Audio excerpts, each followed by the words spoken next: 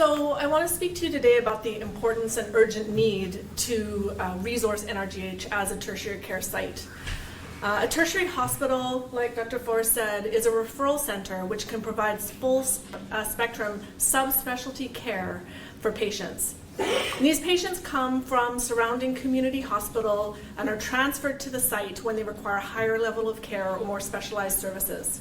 These include, like were mentioned, full-service cardiology program, full-service kidney program, including dialysis for admitted patients, other medical specialties like a neurology program to manage stroke patients, and infectious disease specialists, among numerous other medical subspecialties, a trauma program, higher-level critical care services, vascular surgery, and the capacity for radiology to perform more interventional or more invasive procedures. In 2010, Island Health opened a hemodialysis unit in Nanaimo at NRGH, and that's when I was recruited to work here. It is now a referral center since that time for all kidney patients coming from central and northern Vancouver Island. It's also allowed NRGH critical care program to manage patients who develop kidney failure in the course of their illness and require dialysis care. And what this has resulted in is a very complex population of patients that we have to manage at NRGH. This change came with a commitment from Island Health at that time that NRGH would be resourced as a tertiary care site 15 years ago, with a plan to develop the services that I mentioned. 15 years later, this has not happened. As a hospital and medical staff, we are continuing to be left trying to manage these very complex patients without the required resources. And tertiary services require both human and operational resources to function. They need the structure and support to manage these complex patients. And like Dr. Forrest mentioned, many of these patients are in hallways. We don't even have basic normal medical facilities to manage them.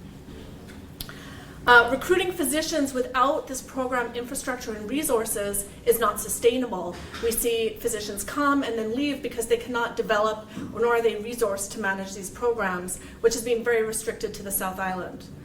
Nephrology and critical care are the only two full-service specialties that have been able to recruit and retain physicians at the site and develop robust programs.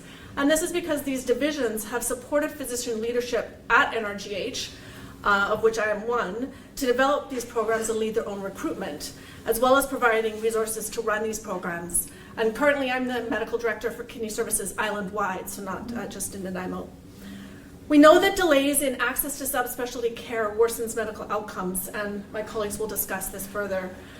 In addition, having to travel long distances to access these services separates patients from their families and from the communities they reside in, and really adds to the stress of illness, and this has many repercussions that are difficult to track.